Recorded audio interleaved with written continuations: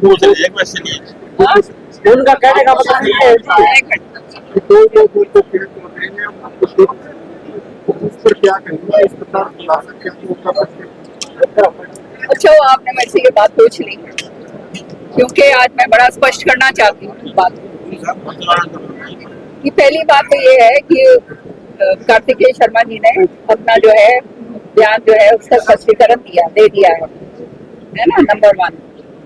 पर उसको छोड़ते हुए पीछे फिर भी 2004 में मेरे को राज्यसभा का कैंडिडेट बनाया गया और उस समय कांग्रेस की कैंडिडेट बन के मैं आई। कांग्रेस और हविपा की ज्वाइंट कैंडिडेट थी मैं।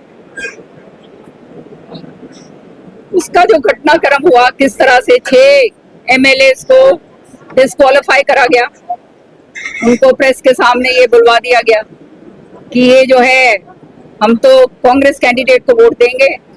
तो उस समय चौटाला साहब की सरकार थी, तो उन्होंने तुरंत प्रभाव से, मिली जुली बात होगी हुड्डा साहब की, तुरंत प्रभाव से वो 6 जो हैं एमएलए जो थे इंडिपेंडेंट, उनको जो है बर्खास्त कर दिया। क्योंकि आप जानते हो इंडिपेंडेंट एमएलए ये बात नहीं कर सकते, वोट कहीं भी डालो लेकिन सार्वजनिक तरीके से ये बात नहीं कर सकते। तो 6 तो हैं, इस तरह से उन्होंने वो कर दिया। फिर भी मेरे पास पूरे लोग थे और जो है वोट का जो अंतर था वो 1 का अंतर था। तो 1 वोट जो है उस समय इनवैलिड करी गई, उस वोट के ऊपर एक बिंदी लगा दी गई। तो सारों ने हंगामा कर दिया, ये वोट तो नहीं है, ये तो कांग्रेस की वोट इनवैलिड हो गई। आपको मैं बताना चाहती हूँ 2004 से लेकर आज तक इलेक्शन पिटीशन मैंने डाला पार्लियामेंट इसमें सुप्रीम कोर्ट के अंदर। मेरा इलेक्शन पिटीशन आज तक घूम रहा है भाई, मन ने नहीं मेरा पाटा कि वो वोट 1 किसकी थी। अब मैं किसी का नाम यूं कैसे लगा दूं।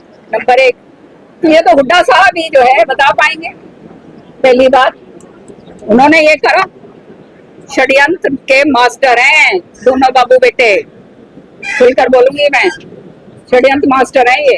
फिर आया भाई 2016 के अंदर कितनी वोट जो है शाही कांड के बलि चढ़ी, किस किसने दी हमें तो आज तक नहीं पता भाई। हाँ, तो ये भी जो है क्योंकि ये गोपनीय होती है, और अगर कोई कहता है कि भाई ये किसी ने डाला है तो वो प्रूफ ला के दे। ये सारी की सारी चीजें कांग्रेस को खत्म करने के लिए, नष्ट करने के लिए, साजिश रचने के लिए इन्होंने करी, और यही काम इस वाली उसके अंदर हुआ। मैं जो थी इनके, वो कहते हैं ना, मैं आंखों में इनके बाती को नहीं भाई, क्योंकि मैं तो खुल के बोलती हूँ, सारी बातें स्पष्ट बातें मैं करती हूँ। तो भाई इस किरण चौधरी ने क्यों कर मारा जाए, तो इसका धन्यवाद भी करूंगी मैं, क्योंकि अगर इसने ये काम नहीं करा होता तो भाई फिर मैं बीजेपी में क्यों कराती। समझ रहे हो ना, मैंने भी सोचा, मैंने कहा ये तो पीछे पड़ गया भाई हर तरीके से, समझ रहे हो ना। तो ये बात कहनी कि भाई किसने डाली है, ये कोई उंगली लगा नहीं सकता। मैंने तो अपने आप भुक्तभोगी हूँ एक वोट की, समझ रहे हो। मुझे नहीं आज तक पता चला, कैसे बोल सकते हैं ये। और अगर ये बोल रहे हैं तो इन्होंने कोई जबरदस्त साजिश करी, समझ रहे हो।